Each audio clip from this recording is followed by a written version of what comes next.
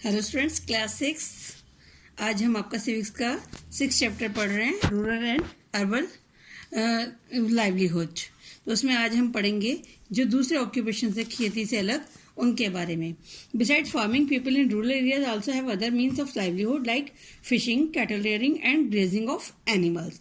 Some people of the village are craftsman, they make iron implement, wooden ploughs and carts for farmers. तो कुछ लोग जो है वो फिशिंग में भी हैं, कैटल रियरिंग में जानवर पालते हैं और जानवरों को चराने का काम भी करते हैं। और कुछ जो है वो लोहे के औजार बनाते हैं, लकड़ी की हल बनाते हैं, लकड़ी की गाड़ियां बनाते हैं खेतों वो किसानों के लिए।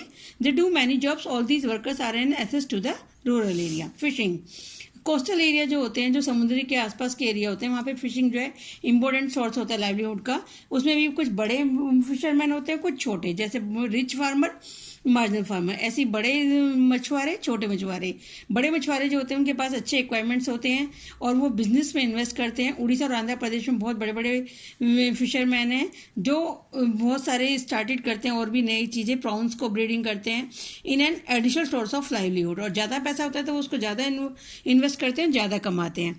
सम fisherman are like small farmers, और कुछ फिशरमैन छोटे खेत किसानों की तरह होते हैं। उनके पास सिर्फ इतना वो मछली उठाते हैं जितनी वो बेचकर अपने जीवन यापन कर सकें। They have to depend solely on the day's catch to meet their daily needs. They use small wooden boats to catch fishes. छोटी नाव होती है बिना इंजन की, जिसको वो जितने दूर तक ले जा सकते हैं बस वहीं जाकर मछलियां पकड़ लेते हैं। Because of this they cannot go for off in the sea where there is the better chance, जहाँ पे बेटर चांस है। लेकिन जो बड़े मछुआरे होते हैं उनके पास बहुत बड़ी बड़ी मोटर बोट्स होती हैं और बड़े बड़े नेट होते हैं जिनको लेकर वो समुद्र के बीच तक जाते हैं और मछलियां पकड़ते हैं। Their nets are old and other equipments are outdated. Fishing is also done for short period. In coastal area, fishing is usually done during the monsoon. तो मानसून के टाइम पर फिशिंग ज्यादा की जाती है, उस समय मछलियां ज्यादा बड़ी मात्रा में होती हैं। नेक्स्ट है कलेक्टर्स ऑफ फॉरेस्ट प्रोडक्ट, जंगल के प्रोडक्ट को कलेक्ट करना। Some people who live near forest collect and sell forest product such as honey और लाख जो है उसको जंगलों से इकट्ठा करते हैं और बेचते हैं। मध्य प्रदेश और महाराष्ट्र में बहुत सारे लोग हैं जो ये टेंडू जो पत्तियां होती है, टेंडू लीव्स, उनको भी बेचते हैं जिनसे बीड़ी बनाई जाती है। बिहार और उड़ीसा में महुआ के फूल होते हैं, उनको बेचा जाता है। वेस्ट बंगाल में सुंदरबन में जो लोग रहते हैं, सुंदरबन के पास, वो लोग शहद इकट्ठा करते हैं, वो इनका इम्पोर्टेंट सोर्स है लाइवलीहुड का। तो इस तरह से जंगल से हम मिलने वाले प्रोडक्ट से भी लोग अपने जीवन यापन करते हैं। फिर थर्ड आता है आपका कैटल ग्रेजिंग एंड रियरिंग, जानवरों को पालना और चराना। Many people live in the slopes of mountain, जो माउंटेन्स के स्लोप में रहते हैं, जम्मू कश्मीर, उत्तराखंड, हिमाचल प्रदेश, तो वो पूरे साल में वहाँ पे ठंड पड़ती है तो ज़्यादा काम नहीं हो पाता। Thus growing crop is very difficult task, फसल उगाना भी बड़ा मुश्किल होता है। तब वो शिप और गोट को पालते हैं और उन्हीं की जो खाल होती है उसमें से वो ऊन उतार कर बेचते हैं। Some nomadic herders such as Gujjar and Bakarwal of Kashmir come down to the valley with their herds, वो अपने अपने झुंडों को लेकर शीप के सर्दियों में नीचे आ जाते हैं और समर में उनको जो है चराने के लिए ले जाते हैं। They take their herd to graze on the grassy slope of the mountain. In rural areas all over the India cows, buffalo and goats are commonly reared. जो हमारे गांव हैं इंडिया के, मोस्टली वहाँ पर गाय, भैंस और बकरियों को सबसे कॉमनली पाला जाता है क्योंकि ये जो है दूध के काम आते हैं। तो दूध का जो है गाँवों में बेचा जाता है, गाँवों में इकट्ठा करके शहरों में भी बेचा जाता है। कुछ विलेजर्स जो होते हैं वो मिलकर मिल्क कोऑपरेटिव बना लेते हैं। ये कोऑपरेटिव जो होती हैं गाँव वालों से सारा दूध एक अच्छे प्राइस पे इकट्ठा करके उसको मार्केट में बेचती हैं। ये कोऑपरेटिव जो गांव वालों को लोन भी देती हैं गाय भैंस खरीदने के लिए और उनके इलाज के लिए। Help them to produce other dairy such as butter, ghee और cheese and help them in selling them, वो उनको मक्खन, घी और चीज़ बनाने के लिए भी मदद करती हैं।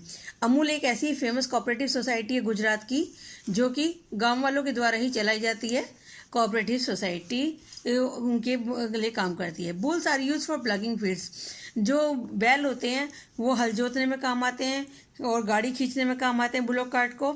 ये एक इम्पोर्टेंट मीन्स ऑफ ट्रांसपोर्ट है गाँवों में। नेक्स्ट आता है क्राफ्ट्समैन एंड शॉपकीपर, जो क्राफ्ट्समैन और शॉपकीपर्स होते हैं। Skilled villagers are engaged in craft such as basket making, pot making, carpet making and weaving. ये सारे काम करते हैं जो स्किल्ड लोग होते हैं, जिनको इनमें जानकारी है कि कैसे टोकरी बनाई जाती है, कैसे कारपेट बनाए जाते हैं, वो सब। This craftsmanship requires special skill. Some villagers are tailor, barber, cobbler, bicycle mechanic, iron smith और कारपेंटर का काम भी करते हैं। They are small shop in the village for their livelihood. There are hardware shop, tea shops भी होती हैं।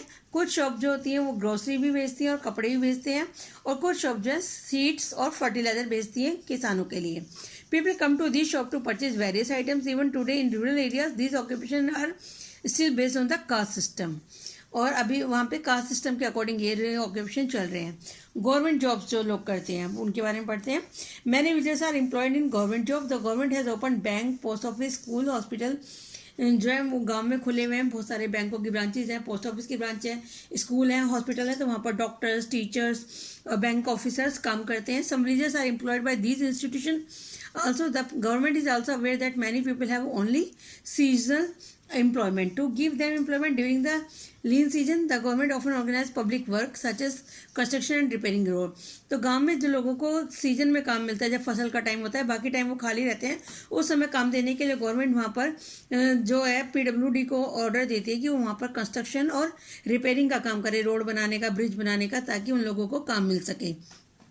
While choosing workers for such product, the government give preference to the number of the poor families. और इसमें भी उनको preference दी जाती है जो गरीब परिवार से आते हैं, और ये काम करती है वहाँ की विलेज पंचायत। अब जो लोग शहर में काम करते हैं गांव के आकर, some people from cities to work in the villages. Government employees from cities are often posted in rural area. कुछ शहर के लोगों की जो पोस्टिंग होती है गांव में हो जाती है। गांव के हॉस्पिटल में डॉक्टर्स की पोस्टिंग होती है, स्कूल में टीचर्स की होती है, बैंक और पुलिस स्टेशन होते हैं गांव में, वहाँ पर शहर के लोग जाकर नौकरी करते हैं, तो वो वहीं पर ही रेंट पर घर भी ले लेते हैं। These city people go and work in villages. These days many non government organization है जो शहरों based on the cities are sending their volunteers, अपने वॉलंटियर्स को भी काम करने के लिए गाँव में भेजते हैं।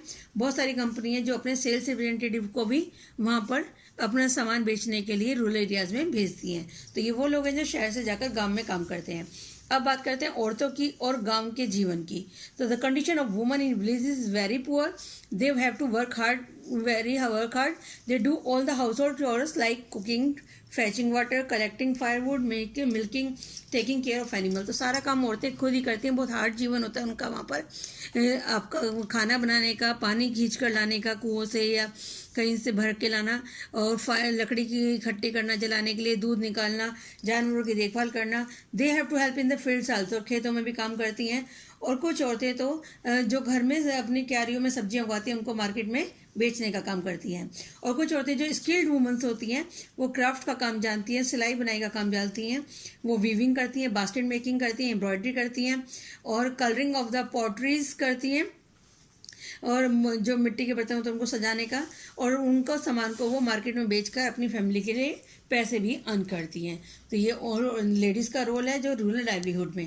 तो ये लेसन आपका कंप्लीट होता है। मैं आपके क्वेश्चन आंसर भेज रही हूँ, उसको आप नोटबुक में करेंगे। Thank you.